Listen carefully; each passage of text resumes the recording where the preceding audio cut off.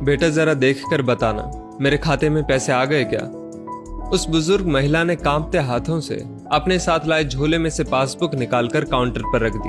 वो पिछले कुछ महीनों में बैंक के इतने चक्कर लगा चुकी थी कि सामने काउंटर पर मौजूद शख्स भी अब उसे अपना कोई जान पहचान वाला ही लगने लगा था। अरे अम्मा, मैंने आपको अगले हफ्ते आने को बोला था। सुबह सुबह अम्मा को देख काउंटर पर मौजूद शख्स ने पासबुक उठा अम्मा का अकाउंट चेक करते हुए याद दिलाया, बेटा एक बार देख लो, शायद आ गए होंगे। नहीं अम्मा, कोई रुपये नहीं आए हैं। अम्मा का पासबुक वापस काउंटर पर रखते हुए वो अपने कंप्यूटर की स्क्रीन पर व्यस्त हो गया। बेटा तुमने ठीक से तो देख लिया ना? अम्मा ने एक बार फिर से काउंटर पर मौजूद शख्स की ओर बड़ी उम्मीद से देखा। अरे जाओ ना अम्मा, और रोज रोज मत आया करो, अब सीधे अगले महीने आना।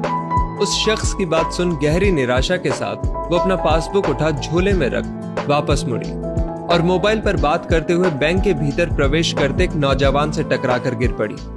ओह माफ कीजिएगा माँ जी, आपको कहीं चोट तो नहीं लगी?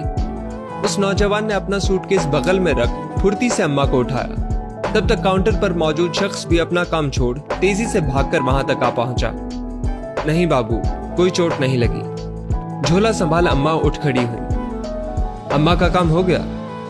काउंटर पर मौजूद शख्स से बैंक के सीनियर सिटीजन ग्राहक के काम का जायजा लेना शायद उस नौजवान ने अपना कर्तव्य समझा। सर, अम्मा अपने अकाउंट से पैसे निकालने आई थी, किंतु पैसे अभी आए नहीं हैं। काउंटर पर मौजूद शख्स के हाव भाव से अम्मा समझ गई कि सामने खड़ा नौजवान उस बैंक के किसी बड़े ओहदे का मालिक है। लेकिन वृद्धा पेंशन तो पिछले हफ्ते ही सभी के अकाउंट में डाल दी गई है। उस नौजवान ने काउंटर पर मौजूद शख्स की ओर सवालिया निगाहों से देखा। नहीं नहीं बाबू, वृद्धा पेंशन नहीं चाहिए, मेरा बेटा रुपये भेजता है। अम्मा का स्वाभिमान देख वो नतमस्तक हुआ। अच्छा, तो अभी तक रुपये नहीं आए? सर, पिछले 6 महीनों से अम्मा के अकाउंट में कोई रुपया नहीं आया है, लेकिन अम्मा रोज बैंक आ जाती हैं। आप मुझे अपनी पासबुक दिखाइए। देखिए ना बाबू। अम्मा ने फिर से अपने कांपते हाथ झोले में डालकर लगभग चिथड़ा बन चुकी पासबुक उसके हाथ में दे दी। उसने उलट पुलट कर देखा। अम्मा की पासबुक में पिछले 6 महीने को छोड़कर हर महीने की 2 तारीख को 2000 रुपए नियमित रूप से भेजे गए थे। अब आपका बेटा रुपए नहीं भेजता तो आप वृद्धा पेंशन के लिए आवेदन क्यों नहीं देती? उस अजनबी अम्मा के लिए उसे थोड़ी चिंता हुई। नहीं बाबू, माँ बाप खैरात पर पले, ये मेरे बेटे को पसंद नहीं। ये सुन उस बुजुर्ग अम्मा के प्रति उसके दिल में सम्मान 2 गुना हो गया। लेकिन अब वो रुपये भी तो नहीं भेजता, आपकी जिंदगी कैसे चलेगी? जिंदगी तो चल रही है बाबू, लेकिन एक ही गम है कि अब उससे बात नहीं हो पाती और ना ही उसका कोई हालचाल मिल पाता है। आपके पास उसका कोई मोबाइल नंबर है? इसी खाते में लिखा है बाबू, लेकिन सरपंच कहते हैं अब उस पर बात नहीं हो सकती। क्यों? वो नंबर बंद हो गया है। अच्छा, आप यहीं बैठिए, मैं देखता हूं। वो अम्मा की पासबुक लिए अपने केबिन के भीतर चला गया। मुश्किल हालात में भी अम्मा में मौजूद स्वाभिमान से प्रभावित होकर उस स्वाभिमान को जस का तस बरकरार रखने के लिए अपनी अच्छी खासी तनख्वाह में से हर महीने 2000 रुपए अम्मा के अकाउंट में डालना उसके लिए कोई बड़ी बात नहीं थी। थोड़ी देर बाद वो बाहर आकर बेचैनी से इंतजार करती अम्मा से बोला, अम्मा, आपके बेटे की नौकरी छूट गई थी, इसलिए वो आपको इतने दिनों तक रुपए नहीं भेज पाया, लेकिन अब उसे नौकरी मिल गई है। अगले महीने से वो आपको रुपए जरूर भेजेगा।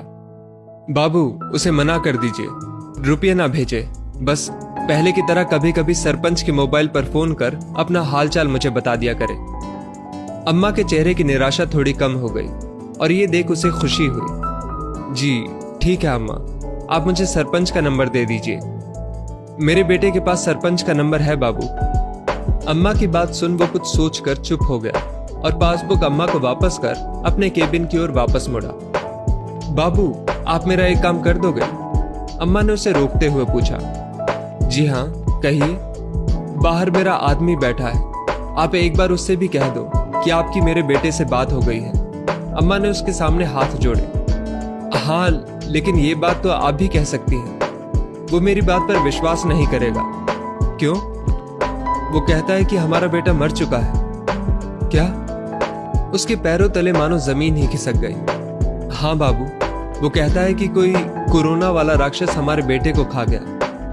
ये कहते कहते अम्मा अपने पति की झूठी जानकारी के प्रति तैश में आ गई।